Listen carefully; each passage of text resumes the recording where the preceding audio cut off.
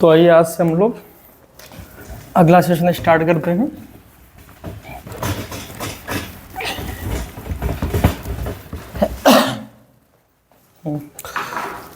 आइए शुभ बैठिए।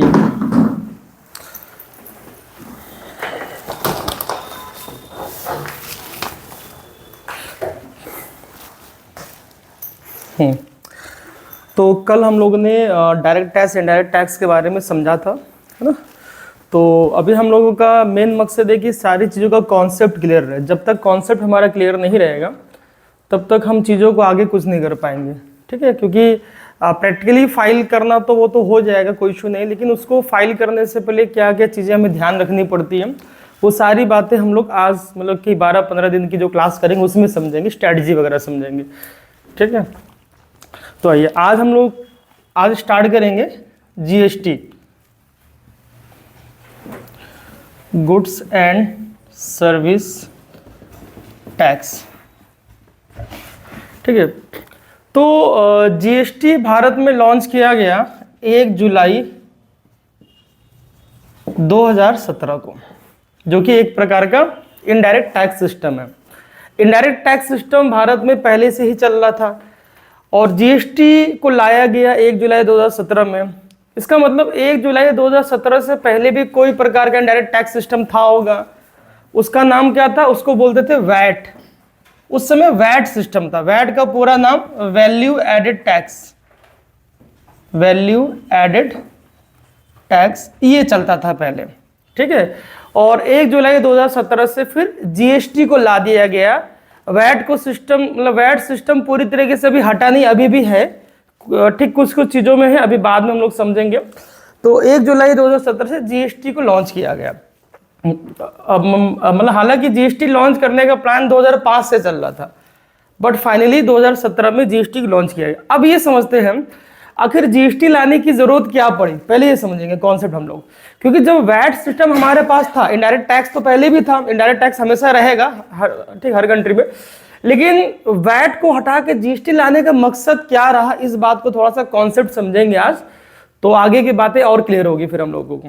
देखिए पहले, अच्छा वैट के, अब वैट हटाने का रीजन ये था होगा, वैट सिस्टम में कोई ना कोई कमी पाई होगी, सिंपल सी बात है। क्योंकि हम लोग रिफॉर्म तभी करते हैं जब पुराने वाली चीज़ों में कुछ कमियां पाई जाए। मतलब वैट सिस्टम में कुछ कमियां थी, उस कमी को समझेंगे तभी हम लोग जीएसटी के बारे में थोड़ा सा समझ पाएंगे, ठीक है। तो पहले क्या था, जीएसटी लगने से पहले वैट सिस्टम में क्या था कि लगभग 17 प्रकार का टैक्स लगते थे। जैसे कोई गुड्स मैन्युफैक्चरिंग में बना, मैन्युफैक्चरिंग में गुड्स बनने के बाद जैसे ही मैन्युफैक्चरिंग कंपनी से बाहर निकलता तो ऑक्ट्राई फी लग जाता था, है ना, एक्साइज ड्यूटी लग जाता था, है ना, मतलब कि ऐसे करके आपका 17 प्रकार का टैक्स लगते थे। बट जब कोई गुड्स या सर्विस परचेज करता था किसी मतलब कि डिस्ट्रीब्यूटर या किसी रिटेल से, उसके सामने 2 प्रकार का टैक्स ही आपका दिखता था, वैट और सैट। स्टेट गवर्नमेंट लेती थी सैट और आपका केंद्र सरकार लेती थी वैट, ठीक है। हाँ, स्पेशल एडिशनल टैक्स है और ये वैल्यू एडेड टैक्स है। तो पहले वैट 12.5% वैट लगता था और 2% लगता था सैट। जो गुड्स पे आज जीएसटी 18% लगती है, अभी आजकल जो भी 18% गुड्स पे लग रहा है, उस गुड्स पे पहले 12.5 और 2%, यानी कि वैट लगता था 12.5% और सैट लगता था 2%, टोटल कहेंगे तो 14.5%। अब आपको लगेगा कि सर पहले तो कम था। पहले कम नहीं था। पहले क्या था कि जो हमारा ठीक है, जो हमारा लास्ट कस्टमर होता था, ठीक, एंड कस्टमर होता था, उसको जो टैक्स इनवॉइस मिलता था उसमें ये 2 ही प्रकार का टैक्स लग के मिलते थे। इसके पीछे जब फैक्ट्री में गुड्स प्रोड्यूस होता था उस समय करीब 12-15 प्रकार का टैक्स लग चुके होते थे, ठीक। जैसे एक टैक्स था ऑक्ट्राई फी नाम का, ऑक्ट्राई फी। ये कब लगता था? अगर फैक्ट्री से गुड्स प्रोड्यूस होकर निकला तो ऑक्ट्राई फीस लगेगा। उसके बाद अगर आप, ठीक, जितने राज्य चेंज होते थे, मान लीजिए कि महाराष्ट्र में कोई गुड्स बना, अब महाराष्ट्र से ना गुड्स आपका जो है यूपी में आएगा, तो जितने राज्य है वहां सब जगह टैक्स लगते आएंगे। इस तरह करके तो सारे टैक्स को मिला के जो बैकएंड पे जो टैक्स लगते थे वो सारा मिला के ये लगभग 35% तक, मतलब कि आपका 32 से 35% तक टैक्स लग जाता था, जो कि आज जो है 18% आपका हो गया है। देखिए पहला ठीक रीजन ये था कि कई प्रकार के टैक्स लगते थे और हर कोई टैक्स में रजिस्ट्रेशन नहीं कराता था। जैसे आजकल हम लोग जीएसटी नंबर लेते हैं ना, बोलते हैं जीएसटी आईएन नंबर, तो पहले चलता था टिन नंबर, ठीक है, टिन टैक्स आइडेंटिफिकेशन नंबर, आजकल चलता है GSTIN चलता है, ठीक है, पहले चलता था टिन नंबर। तो पहले जब 2017 से पहले आपको टिन नंबर जब कोई अप्लाई करता था तो टिन नंबर के साथ साथ आपको टैक्स की फाइलिंग बहुत कठिन थी पहले, क्योंकि सिंपल सी बात है, अगर टैक्स कई टाइप के टैक्स लग रहे हैं तो आप कहने की गलतियां करोगे ही करोगे, गलती होने की संभावना बहुत ज्यादा थी और टैक्स का सिस्टम बहुत कॉम्प्लिकेटेड था, क्योंकि सभी प्रकार का टैक्स फाइल करते करते आदमी कहने की गलती हो जाती। पहली प्रॉब्लम ये थी कि टैक्स का सिस्टम बहुत कॉम्प्लिकेटेड था, जिसकी वजह से हर बिजनेसमैन ने टिन नंबर लिया नहीं था और गवर्नमेंट को रेवेन्यू लॉस हो रहा था कहीं ना कहीं से, क्योंकि नंबर ऑफ टैक्स पेयर कम थे पहले, है ना, क्योंकि ठीक है कम क्यों थे, क्योंकि बिजनेसमैन को लगता था कि यार हम अगर टिन नंबर ले लेंगे तो पक्का कहने की नोटिस आएगा, परेशान हो जाएंगे, दिक्कत हो जाएगी, इसलिए डरते थे लोग, ठीक है। और दूसरी बात ट्रांसपेरेंसी भी कम थी, ठीक है, क्योंकि ज्यादातर काम मैन्युअली होता था, ऑनलाइन भी था लेकिन मैन्युअली भी ज्यादातर काम होता था। पहली प्रॉब्लम ये।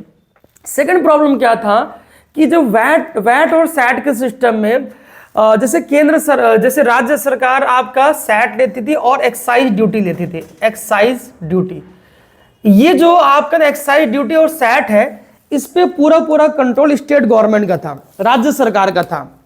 अब इससे क्या लॉस हुआ, क्या नुकसान हुआ बताते हैं। एक्साइज ड्यूटी और सैट, इस पे कंट्रोल राज्य सरकार का था। मान लीजिए कि कोई व्यापारी है जो B2B मतलब कि B2B बिजनेस करता है, उसने कोई गुड्स अगर बिहार से खरीदा, बिहार में सैट हो सकता है कि 3% था, है ना, लेकिन यूपी में सैट आपका 2% है, ठीक। दिल्ली में अगर वो गुड्स अगर परचेज करता है, दिल्ली से माल मंगाता है, वहां सैट है ही नहीं है, वैट सिर्फ है। इस तरह से देखा जाए तो हर एक राज्य में मतलब कि गुड्स की जो कॉस्टिंग थी वो डिफरेंट आ रही थी। क्यों डिफरेंट आ रही थी? टैक्सेस की वजह से, क्योंकि राज्य सरकार को अगर लगता था कि हमारे उसमें हमारे जो रेवेन्यू का नुकसान हो रहा है, तो राज्य सरकार क्या करती थी, एक्साइज ड्यूटी बढ़ा देती थी और सैट बढ़ा देती थी, क्योंकि राज्य सरकार के पास पूरा पावर था टैक्स को बढ़ाने घटाने में गुड्स पे। इससे क्या हो रहा था कि बिजनेसमैन का लॉस हो रहा था। क्यों लॉस हो रहा था? क्योंकि कुछ राज्य बहुत ज्यादा डेवलपमेंट कर रहे थे, कुछ राज्य जो है बहुत कम डेवलपमेंट कर रहे थे, क्योंकि वहां रीजन क्या था, टैक्स सिस्टम की वजह से रीजन था। तो गवर्नमेंट का ये कहना था कि जब भारत एक कंट्री है तो हर राज्य में टैक्स सिस्टम अलग अलग है, टैक्स के परसेंटेज अलग अलग है, गुड्स तो सेम है। देखिए फाइनल कस्टमर को देखिए जो एमआरपी होती है वो तो सेम ही रहेगा। हम बात एमआरपी की नहीं कर रहे हैं, एमआरपी तो आपका सेम ही था, लेकिन अगर कोई बिजनेसमैन है, ठीक सिंपल सी बात है, ये कॉस्ट तो आपको तो कंज्यूमर को पड़ेगी, लेकिन बिजनेसमैन अगर कहीं से खरीदता है उसको भी तो आगे बिजनेस सेल करना, उसको तो महंगी पड़ती थी, कहीं महंगी कहीं सस्ती पड़ती थी। तो दूसरी प्रॉब्लम ये थी, ठीक है, यानी कि पहली प्रॉब्लम क्या थी कि टैक्स का सिस्टम बड़ा कॉम्प्लिकेटेड था, गलती होने की ज्यादा संभावना थी, इसीलिए हर एक बिजनेसमैन ने टिन नंबर लिया नहीं था। सेकंड थिंग क्या थी, गवर्नमेंट को भी ये लग रहा था कि भैया जब देश एक ही है ना, तो हर राज्य में अलग अलग परसेंटेज के टैक्स वगैरह। चेयर ले लीजिएगा, एक चेयर है, चेयर, हाँ बैठ जाइए, हाँ कोई पीछे बैठ जाइए। तो गवर्नमेंट को ये लगा कि जब हर राज्य में मतलब कि जब देश एक ही है तो हर राज्य में टैक्स का परसेंटेज अलग अलग क्यों। दूसरा रीजन ये, ठीक है। और तीसरा रीजन क्या था जीएसटी लाने का? तीसरा रीजन वो जनता के लिए था। कैसे? जब हम लोग ने देखा कि जो गुड्स पे अभी 18% लग रहा है, उस ठीक है वो गुड्स पे 32 से 35% तक का पूरा टैक्स लगता था, मैन्युफैक्चरिंग कंपनी से लेकर एंड यूजर तक आते आते, ठीक है। तो देखा जाए तो कहीं ना कहीं लगभग 17% का टैक्स तो कम हुआ है। अल्टीमेटली 17% का टैक्स कम हुआ तो चीजें सस्ती भी होनी चाहिए थी, ठीक। सस्ती क्यों नहीं, वो बात आगे हम समझेंगे। तो तीन फायदा। पहला रीजन ये था कि टैक्स का सिस्टम बहुत कॉम्प्लिकेटेड था। वैट के टाइम में हर एक बिजनेसमैन रजिस्ट्रेशन करना नहीं चाहता था, डरता था अगर कर लेंगे तो झाम में आ जाएंगे, क्योंकि बहुत टाइप के टैक्स लगते थे। सेकेंड थिंग, गवर्नमेंट का भी ये भी कहना था कि जब कंट्री एक है तो हर राज्य में अलग अलग टैक्स का परसेंटेज क्यों लग रहा है, भाई सेम टैक्स होना चाहिए। और तीसरा रीजन ये था कि गवर्नमेंट भी चाहती थी, गवर्नमेंट को ये लगता था कि अगर हम जीएसटी ला देंगे, सिंगल टैक्स सिस्टम ला देंगे, तो टैक्स पेयर हमारे बढ़ जाएंगे। देखिए क्योंकि देखा जाए तो गवर्नमेंट का नुकसान हो ही रहा था, 17% कम टैक्स ले रही थी वो देखा जाए। बट गवर्नमेंट को ये लगता था कि हमारे नंबर ऑफ टैक्स पेयर बढ़ेंगे, जब नंबर ऑफ टैक्स पेयर बढ़ेंगे तो अल्टीमेटली हमारा लॉस नहीं होगा। जैसे वैट के टाइम में मान लीजिए कि 50 लोग, ठीक 50 लोग ने 3 नंबर रजिस्ट्रेशन किया हुआ था, ठीक 50 लोग ही टैक्स देते थे क्योंकि बहुत कॉम्प्लिकेटेड था। हो सकता है कि जीएसटी के टाइम में 70-80 लोग जो है टैक्स पेयर बन जाए सिंपल होने की वजह से, तो गवर्नमेंट को लगा कि हम थोड़ा टैक्स परसेंटेज ओवरऑल मुझे कम तो मिलेगी, but number of tax payer ज्यादा हो जाएंगे तो हमें कहीं नहीं कि हमारा रेवेन्यू लॉस नहीं होगा। ये सब प्लानिंग करके गवर्नमेंट ने 1 जुलाई 2017 को जीएसटी को फाइनली लॉन्च कर दिया। इसमें सबसे बड़ा बेनिफिट होना था आम जनता को। कैसे? मैंने बताया कि 35% के जो गुड्स पे टैक्स लग रही है वो गुड्स पे आपका सिंपल सी बात है अभी जब 18% हो गया तो 17% तक का, यानी कि जो एमआरपी आपको 100 रुपए में पड़ रही थी वैट के टाइम में, उसकी एमआरपी लगभग 90 रुपए होनी चाहिए थी, घट जानी चाहिए थी। अब ये चीजें क्यों नहीं हुई? सबसे पहला रीजन ये है कि ये सब टैक्स सिस्टम जब चेंज हुआ आपका, ठीक है, जीएसटी में जब हम लोगों ने ट्रांजिशन किया तो अब ये टैक्स सिस्टम के बारे में सबसे ज्यादा नॉलेज सीए लोगों को होता है। आम जनता को तो पता ही नहीं है कि भैया जीएसटी आने से क्या फायदे क्या नुकसान। आम जनता को बताया गया जीएसटी आ गया बहुत नुकसान है तुम्हारा, ये हुआ है, ठीक है, बट जीएसटी आने से आम जनता को बहुत फायदा होने वाला था क्योंकि टैक्स का रेट घट रहा था। लेकिन ये बातें सीए लोगों को पता थी। अब सीए आम जनता के लिए तो काम नहीं करते, सीए बिजनेसमैन के लिए काम करते हैं। अल्टीमेटली क्या हुआ, जब अच्छा कुछ कंपनियों ने अपने रेट कम किए थे, जीएसटी हम लोगों को पता, हम लोग जब काम कर रहे थे हम लोगों ने देखा कुछ कंपनी ने रेट कम तो किया था, बट अब दुकानदार के साथ प्रॉब्लम ये हो गई, मान लीजिए कि कोई वस्तु है 100 रुपए की बिक रही है वैट के टाइम पे, अब जीएसटी आया तो गवर्नमेंट ने प्रेशर बनाया सभी कंपनी को, देखो मैं तो टैक्स कम ले रहा हूं, अब आप भी रेट कम करो क्योंकि मैं खुद टैक्स कम ले रहा हूं आपसे। तो बहुत सी कंपनी ने नई एमआरपी, रिवाइज एमआरपी की गुड्स ठीक छापनी स्टार्ट कर तो दी थी, ठीक 90 रुपए की मान लीजिए सपोज, लेकिन वो जब गुड्स मार्केट में जब जा रही थी तो जानते दुकानदार बोल रहा था कि भैया 100 रुपए का ये जो माल पड़ा है इसका हम क्या करें, इसका क्या करें। पहली बात ये प्रॉब्लम आ गई, ठीक है, तो ये भी थोड़ी सी मतलब कि अप्लाई करने में दिक्कत भी आ रहे थे। और एक दूसरी बात, बिजनेसमैन को ये भी लग रहा था कि जब जनता को 100 रुपए में चीजें पे करने की आदत है, उनकी आदत हम क्यों खराब करें, 90 रुपए क्यों करें।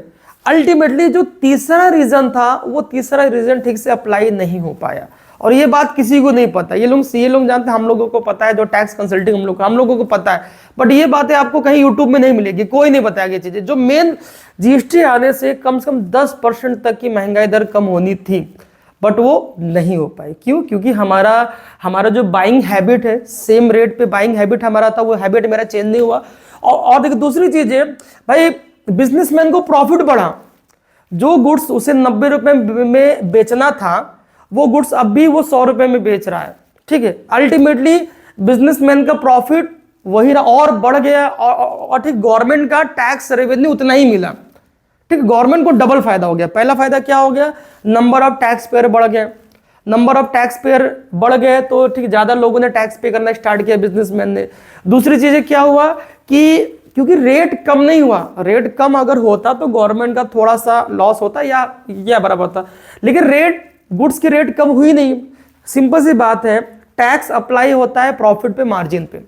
अगर कोई गुड्स पहले मान लीजिए 100 रुपए का था लेकिन 18% जीएसटी थी, ठीक है, अब वो गुड्स देखिए कम नहीं हुआ, ठीक है, वो गुड्स क्या हुआ आपका, मतलब कि गुड्स का रेट कम नहीं हुआ, क्योंकि रेट अगर ज्यादा तो प्रॉफिट भी ज्यादा, प्रॉफिट ज्यादा तो टैक्स भी ज्यादा।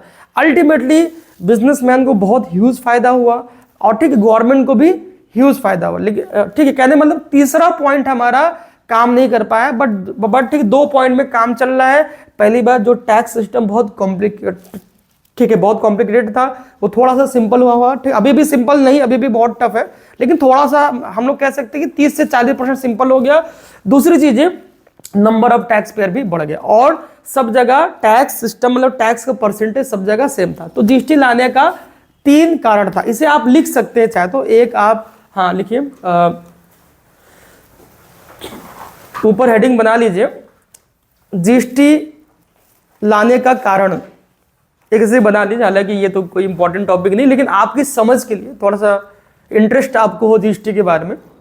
हाँ, सबसे पहला रीजन लिखिए कि जीएसटी से पहले वैट सिस्टम में, जीएसटी से पहले वैट सिस्टम में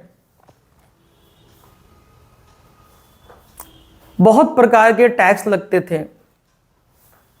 बहुत प्रकार के टैक्स लगते थे।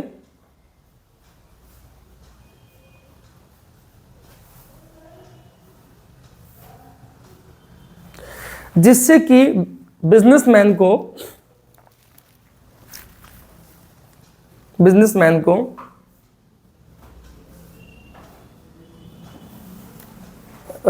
जिससे कि बिजनेसमैन रजिस्ट्रेशन कराने से बचते थे, रजिस्ट्रेशन कराने से बचते थे। पहला रीजन।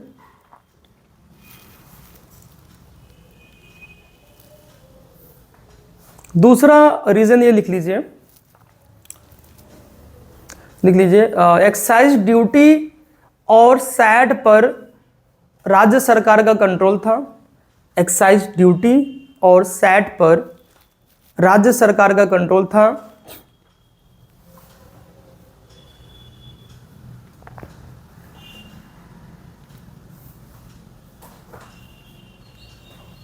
हर राज्य सरकार अपने अपने तरीके से टैक्स का परसेंटेज बढ़ा सकती थी, टैक्स का परसेंटेज बढ़ा सकती थी। ठीक है, ये दो ही रीजन लिए, तीसरा रीजन का तो कोई ग्राउंड पे काम ही नहीं आ पाया, तीसरा रीजन लिखने की जरूरत नहीं है, वो तो जनता को बेनिफिट नहीं मिला, उसके लिए हम लोगों की गलती, हम लोग को नॉलेज नहीं था। ठीक है, तो ये दो रीजन था जीएसटी लाने का। ठीक, अब और बातों को समझे हम लोग इसमें। अब क्वेश्चन ये आता है, क्या वैट सिस्टम और एक्साइज ड्यूटी सिस्टम पूरी तरीके से खत्म हो गया? नहीं, अभी भी है। किस पे है उसको समझते हैं। ठीक है, जब भी जीएसटी लॉन्च करना था तो सभी राज्य सरकार से केंद्र सरकार को सहमति लेनी होती है। तो जब सभी राज्य सरकार के साथ जब मीटिंग हुई तो वो लोगों से पूछा गया कि हम कौन कौन से गुड्स को जीएसटी के दायरे पे लेके आ जाएं।